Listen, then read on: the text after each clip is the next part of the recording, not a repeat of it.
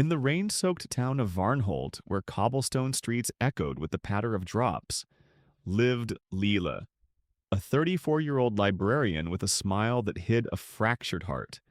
To the townsfolk, Lila was steady, organizing books, reading to children, her voice soft but sure. Yet behind her hazel eyes, a storm churned, a weight of trauma she'd buried deep. At night, she'd wake, breathless, haunted by memories of a childhood marked by her father's rage and her mother's absence, a car accident at 16 that claimed her best friend, and a betrayal by a lover who had promised forever. Lila coped by locking it all away, filling her days with work, her shelves with novels, her mind with distractions. But the pain lingered, a shadow she couldn't outrun. Lila's life was a careful facade. She avoided silence, fearing the memories it brought. Her apartment buzzed with music, her phone glowed with endless scrolls, yet the ache persisted. A tightness in her chest, a dread she couldn't name. One gray afternoon, as rain drummed the library's windows, an elderly woman slipped in, her coat dripping, her eyes sharp as flint. She placed a worn journal on Lila's desk, its cover embossed with a spiral. "You're hiding," she said, voice low. "This will help you face it."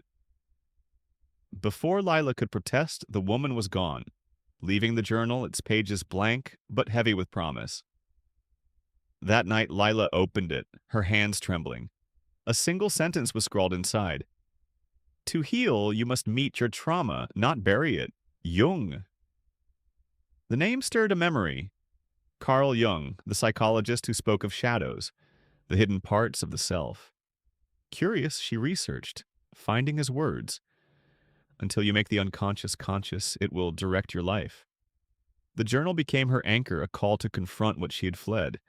She sought Dr. Elias, a Jungian therapist in Varnholt, known for guiding souls through their depths.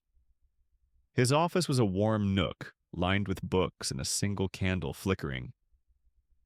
"Healing begins when you face your pain," Elias said, his voice steady. "Not with force, but with courage." Lila's journey started with dreams. Elias taught her to record them in the journal, each a window to her unconscious. The first was vivid, a dark, endless cave, its walls pulsing with whispers. A figure stood within, faceless, cloaked, holding a shard of glass that reflected Lila's younger self, screaming. She woke, heart pounding, and wrote it down, her pen shaking. Elias nodded as she shared it. "That's your trauma," he said. "It's not your enemy, it's part of you waiting to be seen." He urged her to dialogue with it, to write to the figure, asking what it needed. Lila hesitated, fear clawing her, but scrawled, "Why do you haunt me?"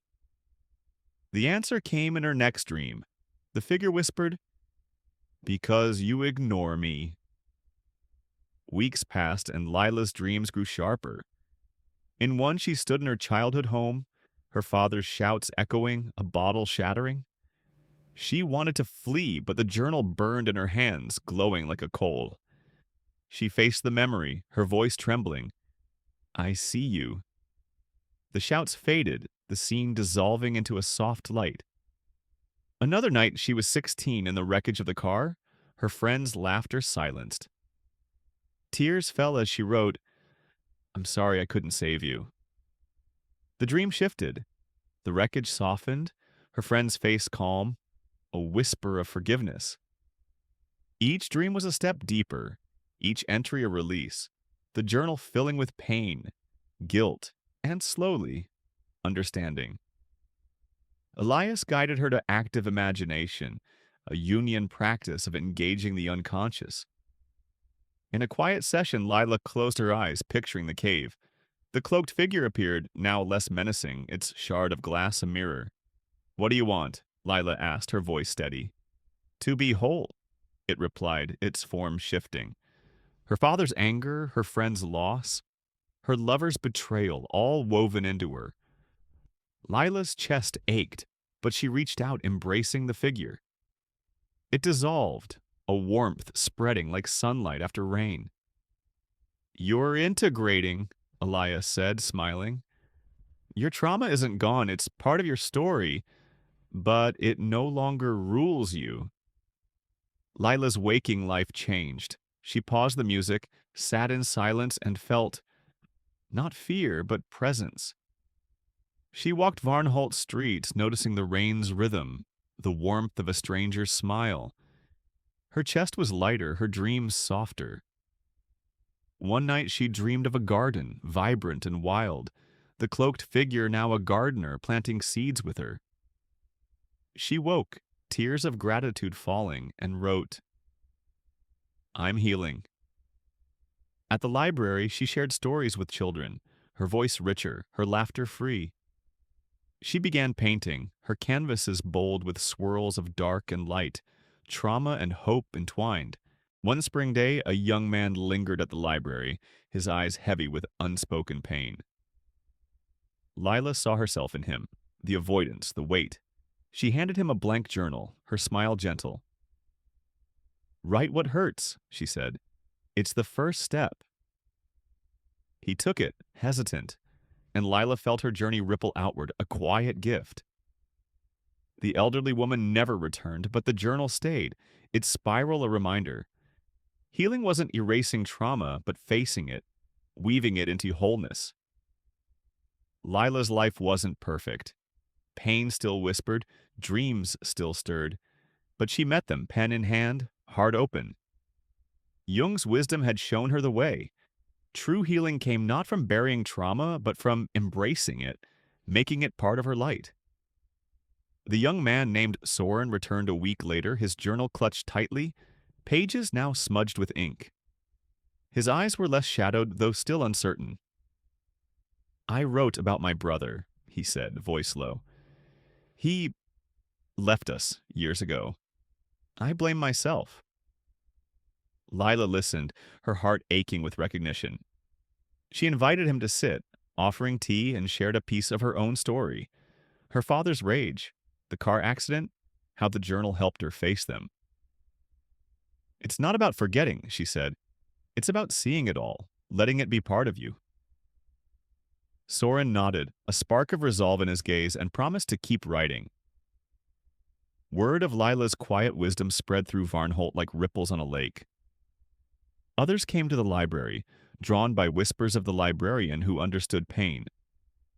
A baker, Marta, spoke of her mother's death, a grief she'd drowned in work.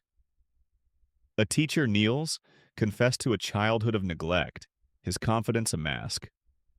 Lila listened, offering journals, her words simple but steady. "Write what you feel. Face it. Don't fight it." She began a weekly gathering in the library's back room, a circle of chairs lit by candlelight. There, people shared their stories, their traumas, some raw, some buried deep, guided by Lila's gentle prompts and Jung's teachings, which she read from Elias's books. "The shadow isn't your enemy," she'd say, quoting Jung. "It's your teacher." But Lila's own shadows weren't silent. One autumn night, a new dream emerged, darker than before. She stood on a cliff, waves crashing below, a storm howling. The cloaked figure returned, larger, its mirror now a jagged, fractured pane, reflecting not her past but her fears of the future. Failing those she helped, losing her newfound peace, being alone. "You think you're healed?" it taunted. "You're still broken." Lila woke, gasping, the journal cold in her hands. Doubt gnawed at her. Had she truly healed, or was it a fleeting illusion? She brought the dream to Elias, her voice shaky. He listened, his eyes kind. "Healing isn't a destination," he said. "It's a spiral, like your journal's cover. New layers emerge, new shadows. Meet them as you did before." Elias suggested she revisit active imagination, but this time, invite the figure to speak fully. That night, Lila sat by her window, rain tapping, and closed her eyes. The cliff appeared, the storm fierce. She faced the figure, its mirror glinting. "What are you?" she asked.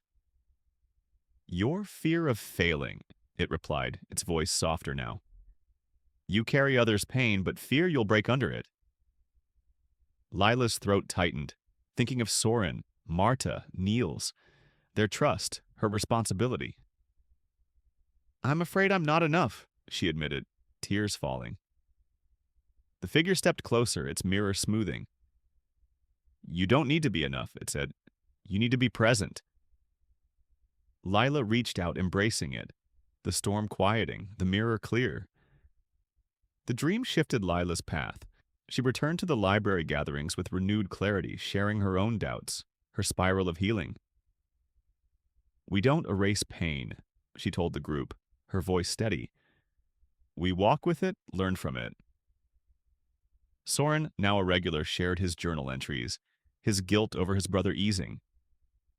Marta painted her grief into vibrant loaves, her bakery a haven. Niels wrote poetry, his students inspired by his honesty. The circle grew, a tapestry of wounds and wisdom, each person a thread in Varnholt's healing.